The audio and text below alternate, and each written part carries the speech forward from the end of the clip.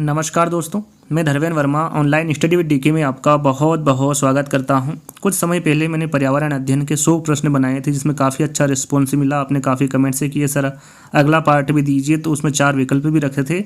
लेकिन इस वीडियो में आपको 4 विकल्प नहीं देखने को मिलेंगे। 1 लाइनर क्वेश्चन है, टोटल 150 प्रश्न है, जो कि काफ़ी इंपॉर्टेंट हैं। तो आपको इसकी बिल्कुल भी नहीं करना है, वीडियो को पूरा देखना है और अंत में हमें ज़रूर बताना है कि आज का वीडियो आपको कैसा लगा। आपको ऐसे ही इंटरेस्टिंग वीडियो चाहिए तो सिर्फ आपको वीडियो को लाइक करना है और जितने भी आपके पास ग्रुप है उन सब में इसको शेयर करना है। और जो भी ये वीडियो देख रहे हैं सभी को चैनल को सब्सक्राइब कर लेना है। सिर्फ आपको इतना ही करना है, उसके बाद आपको ऐसे ही इंटरेस्टिंग वीडियो मिलते रहेंगे। तो शुरू करते हैं। आज का पहला प्रश्न है हमारा, सबसे पुराना अनाज किसे माना जाता है? तो याद रखिएगा, जो सबसे पुराना अनाज माना जाता है वो जौ को माना जाता है। बहुत सारे बच्चे गेहूँ लगा कर आते हैं, लेकिन गेहूँ उनका राइट आंसर नहीं होता है। जो सबसे पुराना अनाज माना जाता है वो जौ को माना जाता है। कौन सी गैस पृथ्वी पर हरित गृह प्रभाव में सर्वाधिक योगदान करती है? तो वो कार्बन डाइऑक्साइड, जिसे CO2 के नाम से भी जाना जाता है। याद रखिएगा, कार्बन डाइऑक्साइड गैस पृथ्वी पर हरित गृह प्रभाव में सर्वाधिक योगदान करती है। यहाँ पर देखिए 2 प्रकार के प्रश्न पूछे जाते हैं। पर्यावरण दिवस कब मनाया जाता है, या फिर विश्व पर्यावरण संरक्षण दिवस कब मनाया जाता है? यदि पर्यावरण दिवस के बारे में पूछे तो आप साधारणतः आंसर लगा सकते हैं। आप सभी को पता है कि 5 जून को मनाते हैं। लेकिन विश्व पर्यावरण संरक्षण दिवस के बारे में पूछे तो आपका राइट आंसर होगा 26 नवंबर। याद रखिएगा, विश्व पर्यावरण संरक्षण दिवस 26 नवंबर को मनाया जाता है। ओजोन दिवस कब मनाया जाता है? तो ओजोन दिवस 16 सितंबर को मनाया जाता है। याद रखिएगा, ओजोन दिवस 16 सितंबर को मनाया जाता है। ग्रीन हाउस गैसों की संकल्पना किसने दी थी? यहाँ पर देखिए, प्रश्न को ध्यान से पढ़ना है। ग्रीन हाउस गैसों की संकल्पना किसके द्वारा दी गई थी? तो ये जोसेफ फूरियर के द्वारा दी गई थी ग्रीन हाउस गैसों की संकल्पना। ताजमहल को क्षति किस कारण पहुंच रही है? जो ताजमहल को क्षति पहुंच रही है वो किसके कारण पहुंच रही है? तो ये मथुरा तेल शोधनशाला से निकलने वाला जो वायु प्रदूषक है उसके कारण ताजमहल को क्षति पहुंच रही है। रेड डाटा बुक, इसके बारे में तो आपको सभी को पता होगा किस प्रकार, मतलब क्या है रेड डाटा बुक। तो ये विलुप्त होने की कगार पर खड़ी संकटग्रस्त पौधों और पशुओं की सूची है। इसको कब प्रदर्शित किया गया था पहली बार रेड डाटा बुक को? तो ये किया गया था 1966 में। रेड डाटा बुक को पहली बार 1966 में प्रदर्शित किया गया था। अब आपको यहाँ पर बताना है या फिर देखना है कि रेड डाटा बुक में संकटापन्न जीवों को किस रंग से दर्शाया गया है? तो ये पिंक रंग से दर्शाया गया है। रेड डाटा बुक में जो संकटापन्न जीव है उसे पिंक रंग से दर्शाया गया है। भारत के किस राज्य में सर्वाधिक संख्या में वन्य जीव अभ्यारण्य है? काफ़ी इंपॉर्टेंट है, एग्जाम में पूछा जाता है। तो वो है मध्य प्रदेश। याद रखिएगा, जो सर्वाधिक संख्या में वन्य जीव अभ्यारण्य है भारत के, वो मध्य प्रदेश राज्य में है। याद रखिएगा, काफ़ी इंपॉर्टेंट है। कौन सा राज्य भारत का प्रथम कार्बन मुक्त राज्य बन गया है? तो वो हिमाचल प्रदेश। याद रखिएगा, हिमाचल प्रदेश राज्य का प्रथम कार्बन मुक्त राज्य बन गया है। किसने सर्वप्रथम गहन पारिस्थितिकी, जिसे डीप इकोलॉजी भी कहते हैं, इस शब्द का प्रयोग किया था? किसने किया था, कब किया था? दोनों आंसर आपके सामने हैं। ये अर्निज नेस है, जिन्होंने 1973 में इसका प्रयोग किया था, इस शब्द का, सर्वप्रथम गहन पारिस्थितिका। याद रखिएगा, अर्निज नेस यहाँ पर आपका राइट आंसर होगा। तेजाब वर्षा पर्यावरण में किसके प्रदूषण से होती है? जो तेजाब वर्षा पर्यावरण में होती है वो किसके प्रदूषण से होती है, इसके बारे में आपको बताना है। तो ये नाइट्रस ऑक्साइड एवं कार्बन डाइऑक्साइड की वजह से होती है, इसके प्रदूषक के कारण होती है तेजाब वर्षा पर्यावरण में। तो याद रखिएगा, काफ़ी इंपॉर्टेंट है प्रश्न। राष्ट्रीय जैव विविधता प्राधिकरण का मुख्यालय भारत में कहाँ स्थित है? तो ये चेन्नई में है। याद रखिएगा, राष्ट्रीय जैव विविधता प्राधिकरण का जो मुख्यालय है वो भारत में चेन्नई में स्थित है। रोहिला राष्ट्रीय उद्यान किस राज्य में स्थित है? तो ये हिमाचल प्रदेश में है। याद रखिएगा, यहाँ पर राष्ट्रीय उद्यान और अभ्यारण्य से भी आपको सभी प्रश्न देखने को मिलेंगे इस वीडियो के माध्यम से। तो रोहिला राष्ट्रीय उद्यान किस राज्य में स्थित है? तो ये हिमाचल प्रदेश में है। विश्व आर्द्र दिवस कब मनाया जाता है? तो ये 2 फरवरी को मनाया जाता है। जो विश्व आर्द्र दिवस है ये 2 फरवरी को मनाया जाता है।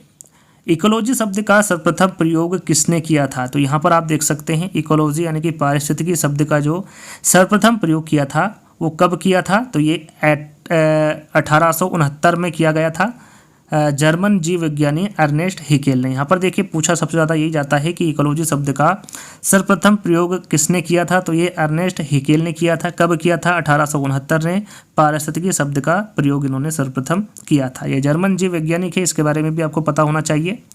अंतर्राष्ट्रीय टाइगर दिवस कब मनाया जाता है? तो ये 29 जुलाई को मनाया जाता है। जो अंतर्राष्ट्रीय टाइगर दिवस है ये 29 जुलाई को मनाया जाता है।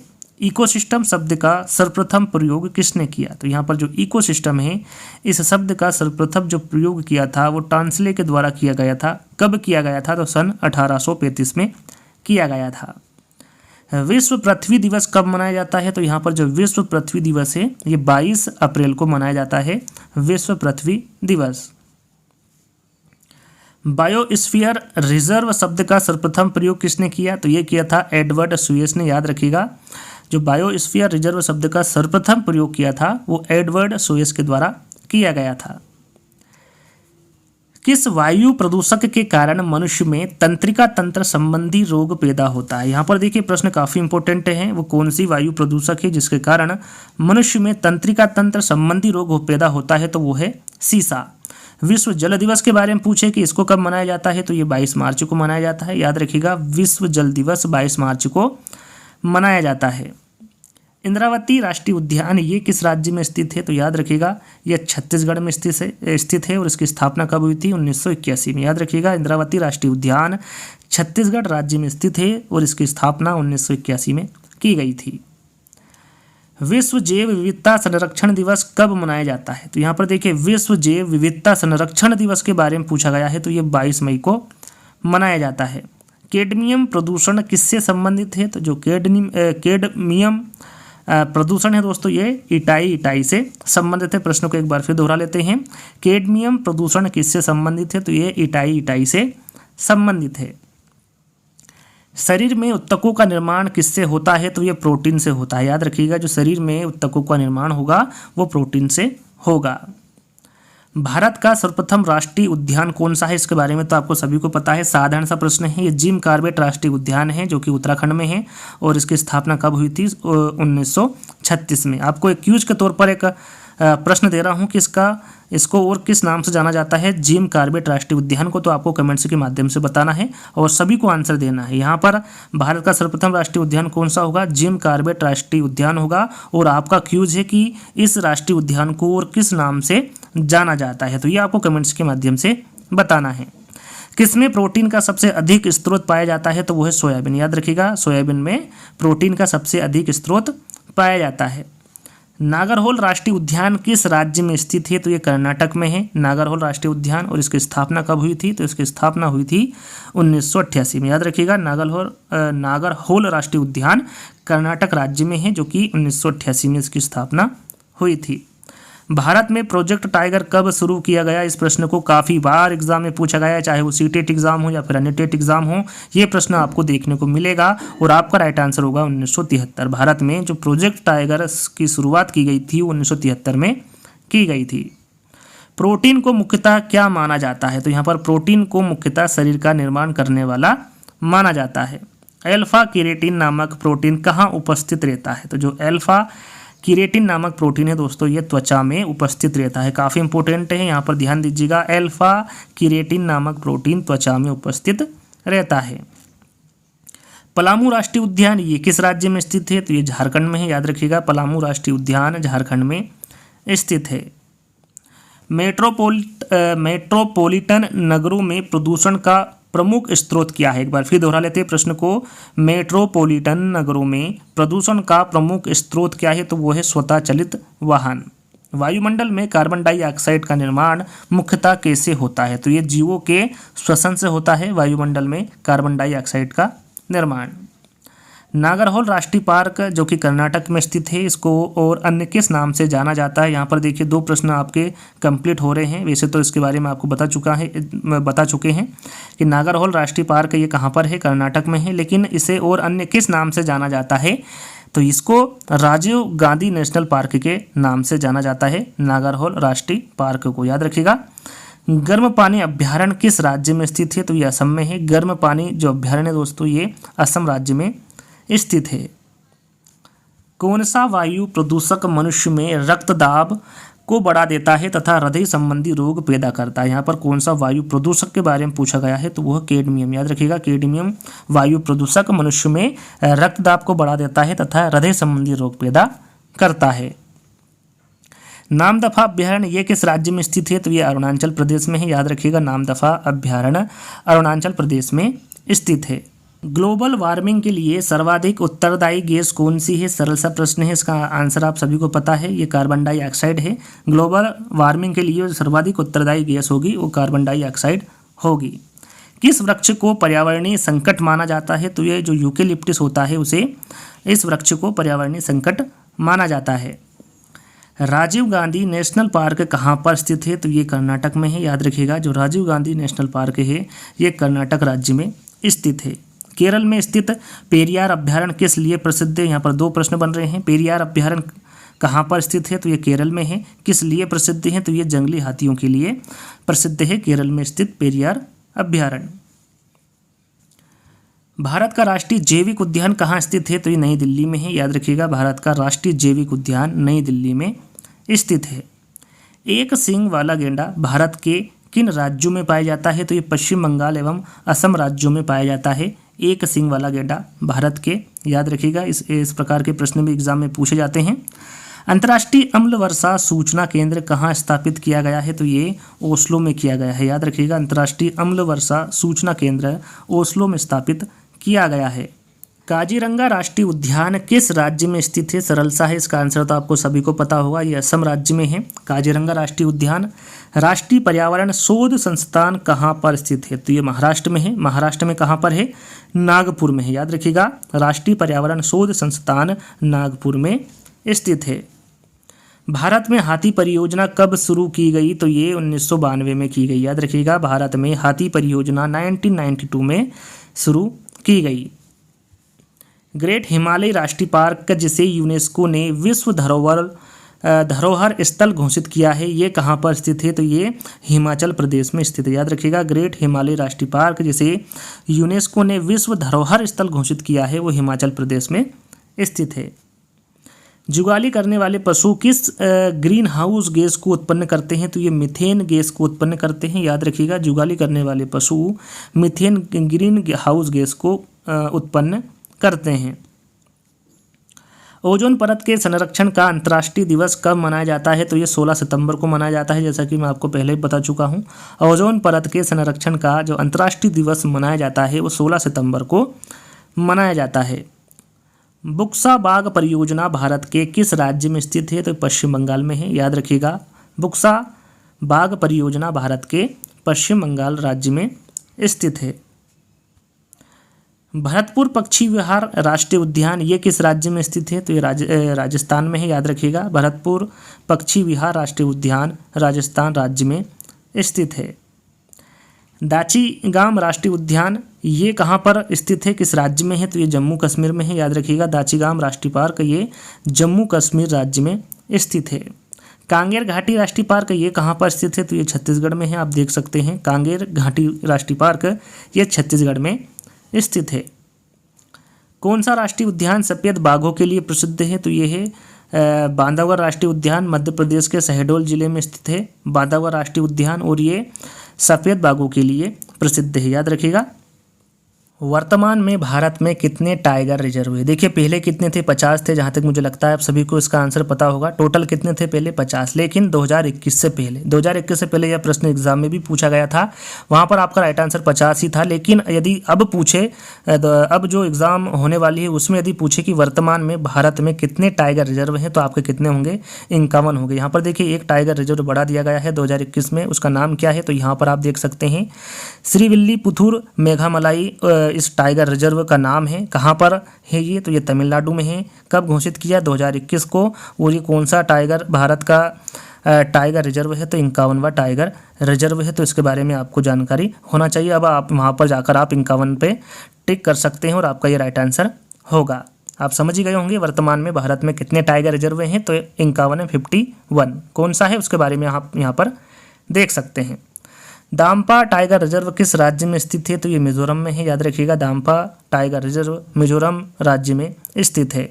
सलीम अली कौन थे? इसके बारे में इनके बारे में पूछा जाता है कि सलीम अली कौन थे? तो ये एक विख्यात पक्षी विज्ञानी थे। सलीम अली 5 जून को विश्व पर्यावरण दिवस सबसे पहले किस वर्ष मनाया जाता है? हमने सबसे पहले देखा कि पर्यावरण दिवस कब मनाया जाता है, तो 5 जून को मनाया जाता है, लेकिन ये सबसे पहले किस वर्ष में मनाया गया था? तो ये 1973 में मनाया गया था। इसके बारे में एग्जाम में पूछा जाता है, तो ध्यान दीजिएगा। जुलाई 1950 में अधिक पेड़ उगाओ अभियान का उद्घाटन किसने किया था? तो ये के.एम. मुंशी के द्वारा किया गया था। काफ़ी इंपॉर्टेंट है, एग्जाम में इस प्रकार के प्रश्न पूछे जाते हैं। जुलाई 1950 में अधिक पेड़ उगाओ अभियान का उद्घाटन के.एम. मुंशी के द्वारा किया गया था। ग्रीन मफलर किससे संबंधित है? तो यहाँ पर जो ग्रीन मफलर है ये ध्वनि प्रदूषण से संबंधित है। संजय राष्ट्रीय उद्यान किस राज्य में स्थित है? तो ये मध्य प्रदेश में है, याद रखिएगा। संजय राष्ट्रीय उद्यान मध्य प्रदेश राज्य में स्थित है। किस विटामिन की कमी के कारण मसूड़ों से रक्त आता है और दांत हिलने लगते हैं? तो वो है विटामिन सी, याद रखिएगा। विटामिन सी की कमी के कारण मसूड़ों से रक्त आता है और दांत हिलने लगते हैं। हरिके आर्द्र भूमि किस राज्य में स्थित है? तो ये पंजाब में है, याद रखिएगा। हरिके आर्द्र भूमि पंजाब राज्य में स्थित है। दलहनी फसलों में कौन सा जीवाणु नाइट्रोजन स्थिरीकरण करता है? तो वो है राइजोबियम, याद रखिएगा। काफ़ी इंपॉर्टेंट है। दलहनी फसलों में राइजोबियम जीवाणु नाइट्रोजन स्थिरीकरण करता है। चिनार वन्यजीव विहार किस राज्य में स्थित है? तो यहाँ पर आप देख सकते हैं ये केरल में है। चिनार वन्यजीव विहार केरल राज्य में स्थित है। ओजोन परत के संरक्षण का अंतर्राष्ट्रीय दिवस कब मनाया जाता है? तो ये 16 सितंबर को मनाया जाता है। ओजोन परत के संरक्षण का जो अंतर्राष्ट्रीय दिवस मनाया जाता है वो 16 सितंबर को मनाया जाता है। मगर प्रजनन परियोजना कब शुरू की गई? जो मगर प्रजनन परियोजना है इसकी शुरुआत कब की गई थी? तो ये 1975 में की गई थी। विटामिन शब्द किसने प्रतिपादित किया था? तो ये फंक द्वारा किया गया था, याद रखिएगा। विटामिन शब्द किसके द्वारा प्रतिपादित किया गया था? तो ये फंक के द्वारा किया गया था। गाजर किस विटामिन का समृद्ध स्रोत है? तो ये विटामिन ए का समृद्ध स्रोत है गाजर, याद रखिएगा। गाजर विटामिन ए का समृद्ध स्रोत है। जिस विटामिन में कोबाल्ट होता है वहाँ क्या है? वहाँ कौन सा विटामिन है? तो वो विटामिन B12 है, याद रखिएगा। विटामिन B12 में कोबाल्ट होता है। पेरियार वन्यजीव अभ्यारण्य किस राज्य में स्थित है? तो इसके बारे में आपको पहले ही बता चुका हूँ। ये केरल राज्य में स्थित है पेरियार वन्यजीव अभ्यारण्य। घड़ियाल परियोजना कब शुरू की गई? तो ये घड़ियाल परियोजना है दोस्तों, ये 1974 को शुरू की गई थी घड़ियाल परियोजना। वन विहार राष्ट्रीय उद्यान ये कहाँ पर स्थित है? तो भोपाल में है, याद रखिएगा। वन विहार राष्ट्रीय उद्यान भोपाल में स्थित है। देश में प्रथम हाथी पुनर्वास केंद्र कहाँ स्थापित किया गया? तो ये केरल के कोतुर में किया गया, याद रखिएगा। देश में प्रथम हाथी पुनर्वास केंद्र केरल के कोतुर में स्थापित किया गया। गेंडा परियोजना कब शुरू की गई? तो जो गेंडा परियोजना है दोस्तों ये 1987 को शुरू की गई, याद रखिएगा। गेंडा परियोजना 1987 को शुरू की गई थी। वायुमंडल में जिस ओजोन छिद्र का पता लगाया गया वहाँ कहाँ पर स्थित है? तो याद रखिएगा वो अंटार्कटिका के ऊपर स्थित है। वायुमंडल में जिस ओजोन छिद्र का पता लगाया गया वो अंटार्कटिका के ऊपर स्थित है। वायुमंडल में उपस्थित ओजोन परत किसे अवशोषित करती है? तो ये अल्ट्रावायलेट किरण होती हैं उसको अवशोषित करती है वायुमंडल में उपस्थित ओजोन परत। सूर्य से आने वाले हानिकारक पराबैंगनी विकिरणों से क्या होता है? तो ये इससे क्या होगा? इससे त्वचा का कैंसर होगा, याद रखिएगा। सूर्य से आने वाले हानिकारक पराबैंगनी विकिरणों से त्वचा का कैंसर होता है। पीलीभीत राष्ट्रीय उद्यान ये कहाँ पर स्थित है? तो ये उत्तर प्रदेश में स्थित है, याद रखिएगा। पारिस्थितिकी विज्ञान केंद्र कहाँ स्थित है? तो ये बेंगलुरु में है, याद रखिएगा। पारिस्थितिकी विज्ञान केंद्र बेंगलुरु में स्थित है। भारत में पर्यावरण संरक्षण अधिनियम कब पारित किया गया था? तो ये 1986 को किया गया था, याद रखिएगा। भारत में पर्यावरण संरक्षण अधिनियम 1986 को पारित किया गया। कौन सा ईंधन न्यूनतम पर्यावरणीय प्रदूषण उत्पन्न करता है? तो वो हाइड्रोजन है, याद रखिएगा। हाइड्रोजन ईंधन न्यूनतम पर्यावरणीय प्रदूषण उत्पन्न करता है। भूमिगत जल को दूषित करने वाला अजैविक प्रदूषक कौन सा है? तो वो आर्सेनिक, याद रखिएगा। भूमिगत जल को प्रदूषित करने वाला जो अजैविक प्रदूषक होगा वो आर्सेनिक होगा। भारतीय वन्य प्राणी संस्थान जिसे शॉर्टकट में FRI भी कहा जाता है ये कहाँ पर स्थित है? तो FRI या फिर भारतीय वन्य प्राणी संस्थान ये देहरादून में स्थित है। हिमचीता परियोजना कब शुरू की गई? तो ये 1987 में की गई थी हिमचीता परियोजना। भारत में सर्वप्रथम जैव विविधता अधिनियम कब पारित किया गया? तो ये सन 2000 में किया गया था। भारत में सर्वप्रथम जैव विविधता अधिनियम सन 2002 में पारित किया गया।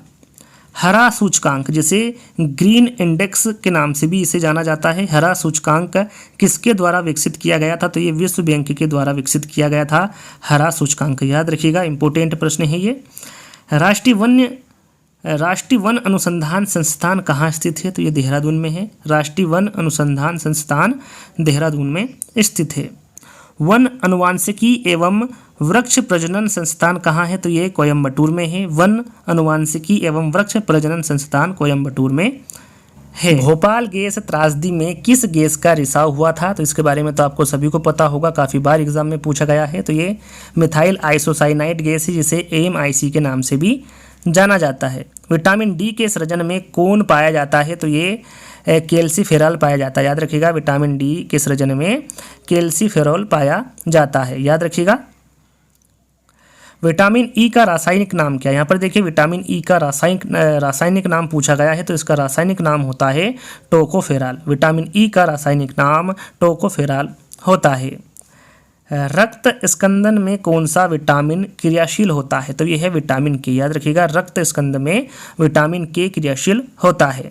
जिम कॉर्बेट राष्ट्रीय उद्यान का पुराना नाम क्या था? मैंने देखिए क्यूज के तौर पर आपसे पूछा था। जहाँ तक मुझे लगता है आपने राइट आंसर दे दिया होगा। नहीं दिया, यदि आपको नहीं पता है तो उसका राइट आंसर होगा हेली राष्ट्रीय उद्यान। जिम कॉर्बेट राष्ट्रीय उद्यान का पुराना नाम हेली राष्ट्रीय उद्यान है। भारतीय वानस्पतिक सर्वेक्षण का मुख्यालय कहाँ है? तो ये कोलकाता में है। भारतीय वानस्पतिक सर्वेक्षण का मुख्यालय कोलकाता में स्थित है। भारत में वन्यजीव संरक्षण अधिनियम किस वर्ष लागू किया गया था? तो ये 1972 को किया गया था। भारत में वन्यजीव संरक्षण अधिनियम 1972 को लागू किया गया था। भारत में पर्यावरण संरक्षण अधिनियम किस वर्ष लागू किया गया था? तो यहाँ पर देखिए, पर्यावरण संरक्षण अधिनियम के बारे में पूछा गया है भारत में, तो ये किया गया था 1986 को। गिद्ध संरक्षण परियोजना कब से प्रारंभ की गई? तो ये 2006 से प्रारंभ की गई गिद्ध संरक्षण परियोजना। ग्रीन हाउस गैसों की संकल्पना किसने की थी? तो ये जोसेफ फोरियर द्वारा की गई थी। इसके बारे में हम पहले भी जिक्र कर चुके हैं। ग्रीन हाउस गैसों की जो संकल्पना दी गई थी वो जोसेफ फोरियर के द्वारा दी गई थी। नदी में जल प्रदूषण के निर्धारण के किसकी घुली हुई मात्रा पाई जाती है? एक बार फिर दोहरा लेते हैं, प्रश्न को थोड़ा सा मिस हुआ है। नदी में जल प्रदूषण के निर्धारण के लिए घुली हुई मात्रा पाई जाती है किसकी? तो ये ऑक्सीजन की पाई जाती है। नदी में जल प्रदूषण के निर्धारण के लिए जो घुली हुई मात्रा पाई जाती है वो ऑक्सीजन की पाई जाती है। नदी में जल प्रदूषण के निर्धारण में किसकी घुली हुई मात्रा पाई जाती है? तो ये पाई जाती है ऑक्सीजन की। याद रखिएगा, नदी में जल प्रदूषण के निर्धारण में ऑक्सीजन की घुली हुई मात्रा पाई जाती है।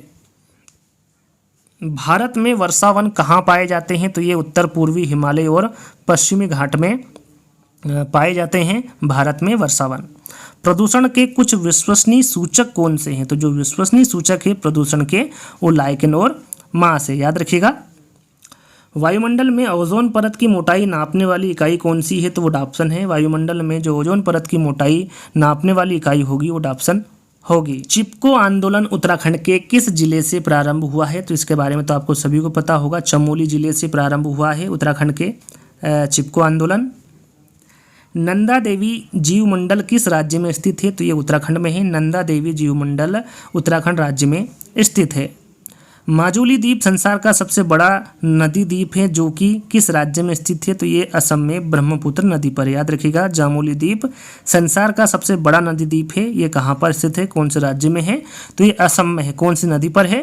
तो ये ब्रह्मपुत्र नदी पर स्थित है। मोन घाटी, जिसे साइलेंट वैली के नाम से भी जाना जाता है, ये किस राज्य में स्थित है? तो ये केरल में है। याद रखिएगा, मोन घाटी केरल राज्य में स्थित है। भारत में समुद्री गाय किस बायोस्फीयर रिजर्व में पाई जाती है? तो ये भारत में समुद्री गाय मन्नार की खाड़ी बायोस्फीयर रिजर्व में पाई जाती है। भारतीय वन सेवा की स्थापना कब की गई थी? तो ये 1 जुलाई 1966 को की गई थी। भारतीय वन सेवा की स्थापना 1 जुलाई 1966 को की गई थी। जल की कठोरता को दूर करने की प्रक्रिया को क्या कहा जाता है? तो इसको जल का मृदुकरण कहा जाता है। जल की कठोरता को दूर करने की जो प्रक्रिया है उसे जल का मृदुकरण कहा जाएगा। समुद्री जल को किस प्रक्रिया से शुद्ध किया जा सकता है? तो वो आसवन से। याद रखिएगा, समुद्री जल को आसवन प्रक्रिया से शुद्ध किया जा सकता है। प्रकृति में पानी के सबसे शुद्ध रूप क्या है? यहाँ पर देखिए, प्रकृति में पानी का सबसे शुद्ध रूप क्या होगा? तो वो वर्षा का जल होगा। काफ़ी इंपोर्टेंट है, ध्यान दीजिएगा इन प्रश्नों पर। दो भिन्न समुदायों के बीच का संक्रांति क्षेत्र क्या कहलाता है? तो दो भिन्न समुदाय के बीच का जो संक्रांति क्षेत्र है उसे इकोटोन कहा जाएगा या फिर कहलाता है। अपनी प्रदूषकों के कारण कौन सी नदी जैविक मरुस्थल कहलाती है? तो वो है दामोदर नदी। अपनी प्रदूषकों के कारण दामोदर नदी जैविक मरुस्थल कहलाती है। एक मनुष्य के जीवन को पूर्ण रूप से धारणीय करने के लिए आवश्यक न्यूनतम भूमि को क्या कहते हैं? तो उसे पारिस्थितिकी पदछाप कहते हैं। याद रखिएगा, एक मनुष्य के जीवन को पूर्ण रूप से धारणीय करने के लिए जो आवश्यक न्यूनतम भूमि है उसे पारिस्थितिकी पदछाप कहते हैं। मध्य प्रदेश का राजकीय पक्षी कौन सा है? तो मध्य प्रदेश का जो राजकीय पक्षी है वो दूधराज है, और दूधराज को ही शाहे बुलबुल के नाम से भी जाना जाता है। तो दूधराज आ जाए विकल्प में या फिर शाहे बुलबुल आ जाए, आपका राइट आंसर दूधराज भी सही होगा और शाहे बुलबुल भी सही होगा। मध्य प्रदेश के किस राष्ट्रीय उद्यान को प्रोजेक्ट टाइगर में सबसे पहले शामिल किया गया? तो वह है कान्हा किसली। याद रखिएगा, मध्य प्रदेश के कान्हा किसली राष्ट्रीय उद्यान को प्रोजेक्ट टाइगर में सबसे पहले शामिल किया गया। टाइगर राज्य किस राज्य को कहा जाता है? तो ये मध्य प्रदेश को कहा जाता है। याद रखिएगा, टाइगर राज्य मध्य प्रदेश को कहा जाता है। यदि रधई राज्य किसको कहा जाता है? तो वो भी मध्य प्रदेश को कहा जाता है, भारत का। एशियाई बब्बर शेर का निवास कहाँ है? तो यहाँ पर जो एशियाई बब्बर शेर है उसका निवास गिर वन राष्ट्रीय उद्यान गुजरात है। यदि एग्जाम में पूछा कि गिर वन राष्ट्रीय उद्यान कहाँ पर स्थित है, तो ये गुजरात में है। और ये यहाँ पर कौन निवास करता है? तो ये एशियाई बब्बर शेर यहाँ पर निवास करते हैं। जंगली गधा अभ्यारण्य कहाँ है? तो ये गुजरात में है, जंगली गधा अभ्यारण्य। पारिस्थितिकी तंत्र में तत्वों के चक्रण को क्या कहते हैं? तो यहाँ पर जैव भू रासायनिक चक्र कहते हैं। याद रखिएगा, पारिस्थितिकी तंत्र में तत्वों के चक्रण को जैव भू रासायनिक चक्र कहते हैं।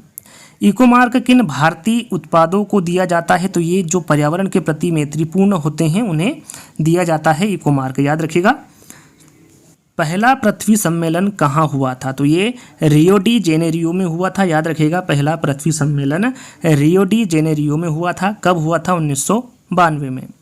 डाप्सन इकाई का उपयोग कहाँ किया जाता है? तो ये किया जाता है ओजोन परत की मोटाई मापने में। थोड़ी देर पहले प्रश्न आया था कि ओजोन परत की मोटाई मापने के लिए किस का उपयोग किया जाता है, तो आपका राइट आंसर क्या था वहाँ पर? डाप्सन। लेकिन प्रश्न को थोड़ा घुमा दिया गया है। डाप्सन इकाई का उपयोग कहाँ किया जाता है? तो ये ओजोन परत की मोटाई मापने में किया जाता है। वहाँ वर्णक जो वनस्पति को पराबैंगनी किरणों के दुष्प्रभाव से बचाता है, वहाँ कौन सा वर्णक है? तो वहाँ वर्णक फाइकोसाइनिन है। याद रखिएगा, फाइकोसाइनिन ये वनस्पति को पराबैंगनी किरणों के दुष्प्रभाव से बचाता है। तो यहाँ पर फाइकोसाइनिन आपका राइट आंसर होगा। उत्तराखंड में मनाए जाने वाला हरेला पर्व किससे संबंधित है? तो ये पौधारोपण से संबंधित है। काफ़ी इंपोर्टेंट है। उत्तराखंड में मनाए जाने वाला हरेला पर्व पौधारोपण से संबंधित है। पारिस्थितिकी के जनक किसको माना जाता है? तो जो पारिस्थितिकी जनक है वो अर्नेस्ट हैकल को माना जाता है। ये प्रश्न भी मैं आपको बता चुका हूँ। पारिस्थितिकी के जनक अर्नेस्ट हैकल को माना जाता है, जो कि जर्मन वैज्ञानिक है।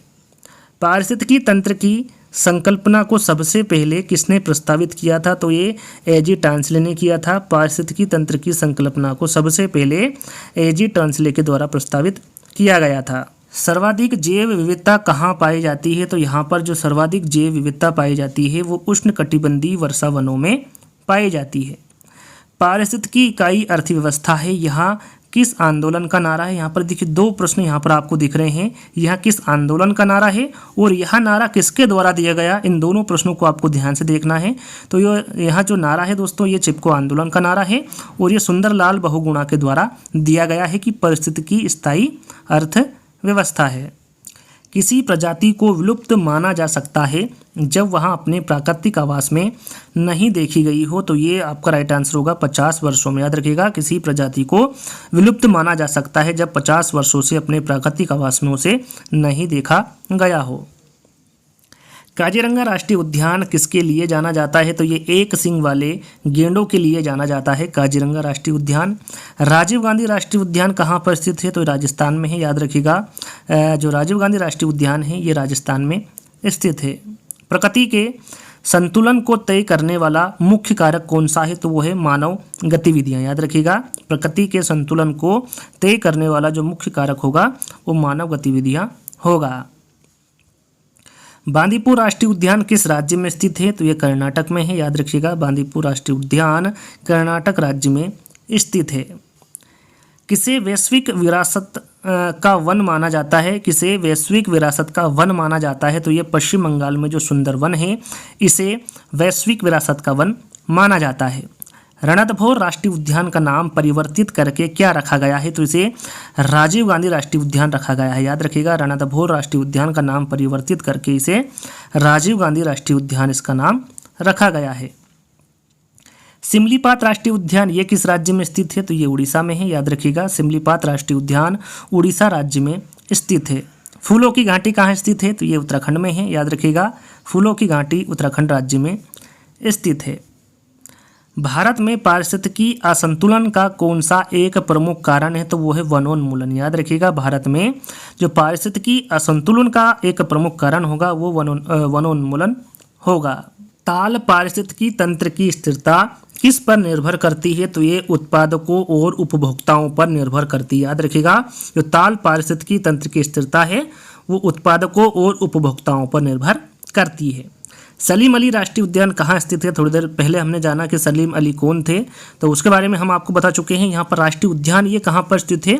तो ये जम्मू कश्मीर श्रीनगर में स्थित है सलीम अली राष्ट्रीय उद्यान।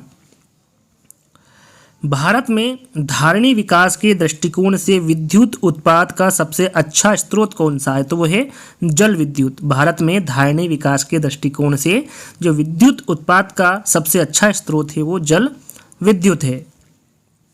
मानस वन्यजीव अभ्यारण्य किस राज्य में स्थित है? तो ये असम राज्य में स्थित है, याद रखिएगा। मानस वन्यजीव अभ्यारण्य असम राज्य में स्थित है। जैसा कि मैंने आपको बताया था, टोटल इस वीडियो में आपको 150 प्रश्न मिलेंगे। तो 150वां प्रश्न है, राजाजी राष्ट्रीय पार्क किसके लिए प्रसिद्ध है? तो ये एशियाई हाथी के लिए प्रसिद्ध है। याद रखिएगा, राजाजी राष्ट्रीय पार्क एशियाई हाथी के लिए प्रसिद्ध है। यदि एग्जाम में पूछे कि ये कहाँ पर स्थित है राजाजी राष्ट्रीय पार्क, तो ये उत्तराखंड राज्य में स्थित है। और किसके लिए प्रसिद्ध है? तो एशियाई हाथी के लिए प्रसिद्ध है। तो टोटल आज के जो 150 प्रश्न थे उसका वीडियो यहीं पर समाप्त होता है। आज का वीडियो आपको कैसा लगा आपको कमेंट्स के माध्यम से बताना है। आपको इस वीडियो को ज़्यादा से ज़्यादा लाइक करना है, शेयर करना है और चैनल को सब्सक्राइब कर लेना है। तो जल्दी ही दोस्तों एक नई वीडियो के साथ मिलेंगे। जब तक के लिए धन्यवाद।